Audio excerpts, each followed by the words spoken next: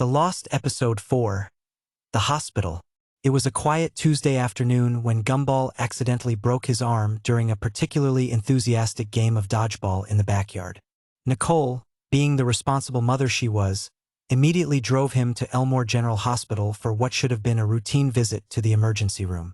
The hospital seemed normal enough from the outside, a tall, white building with the familiar Red Cross symbol. But as they walked through the automatic sliding doors, something felt immediately wrong.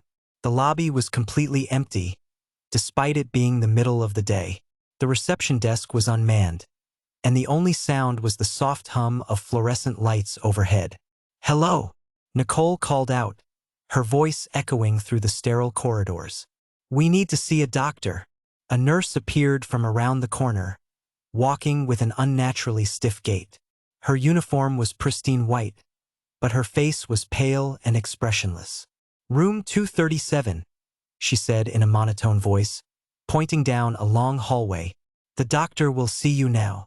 Gumball and Nicole exchanged glances but followed the nurse's directions.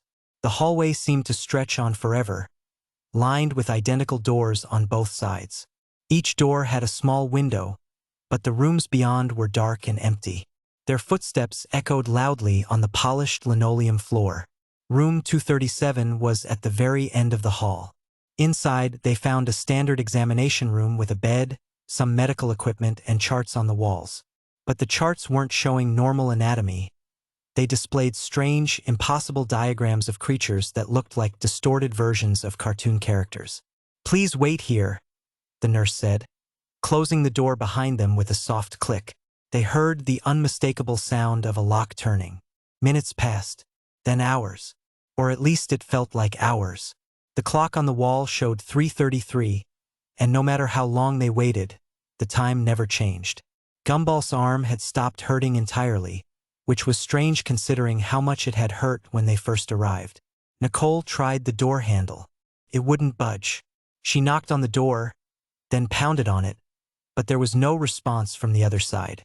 The small window in the door showed only darkness beyond. That's when they noticed the intercom in the corner of the room crackling to life. A voice, distorted and barely human, began to speak. "Attention patients. Visiting hours are now over. All visitors must report to the basement for processing." The lights in the room began to flicker. In the brief moments of darkness between flickers, they could see shadows moving outside the window, tall, thin figures in white coats walking back and forth in the hallway. Gumball pressed his face against the window and gasped. The hallway they had walked down was no longer there. Instead, there was an endless maze of corridors stretching in all directions, filled with those same shadowy figures in medical attire. The intercom crackled again. "Patient in room 237. Please prepare for your procedure. The doctor will see you now." The door suddenly swung open, revealing not the nurse who had brought them there, but a tall figure in a doctor's coat. His face was hidden in shadow, but they could see that his hands were not hands at all. They were surgical instruments, scalpels and syringes fused directly to his arms. "I'm Dr. Scalpel," the figure said in a voice like grinding metal. "I've been waiting for you, Gumball. We have a very special treatment planned for you today." Behind Dr. Scalpel, more figures in white coats began to appear. Nurses with syringes for fingers, orderlies with stethoscopes that writhed like snakes around their necks, and patients whose hospital gowns were stained with something dark and wet. "You see," Dr. Scalpel continued, stepping into the room, "this hospital has been treating patients for a very long time, and our treatments are permanent. Once you check in, you never check out." The walls of the room began to change, revealing that they weren't in a normal hospital room at all. Medical equipment hung from the ceiling like twisted metal trees, and the floor was covered with old, yellowed medical charts and x-rays showing impossible anatomies. Nicole grabbed Gumball and tried to push past Dr. Scalpel, but more figures blocked their way. The hospital had become a maze of endless corridors, operating rooms with no exits, and patient rooms that led to nowhere. "Don't worry," Dr. Scalpel said, his scalpel hands gleaming in the flickering light. "The procedure is quite simple. We just need to make a few adjustments." You'll fit in perfectly with our other permanent patients. Through the walls, they could hear the sounds of other patients moaning, crying, calling for help that would never come. The hospital was full of people who had come for simple treatments and never left.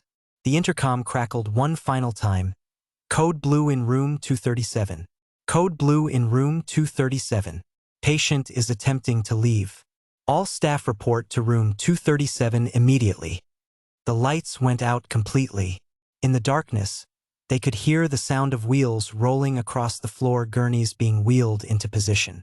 When the emergency lighting kicked in, casting everything in an eerie red glow, they saw that the room was now filled with medical equipment that seemed to move on its own.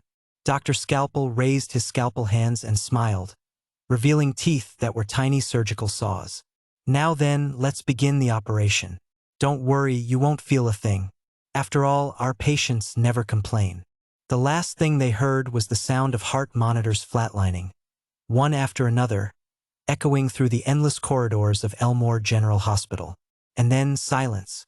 This episode was reportedly found in the basement of an abandoned hospital that had been closed for over 40 years.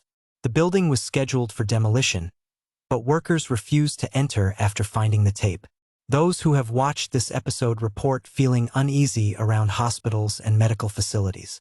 Some claim to hear the sound of heart monitors and medical equipment late at night, even when no medical facilities are nearby. Remember, the doctor will see you now, and the appointment is permanent.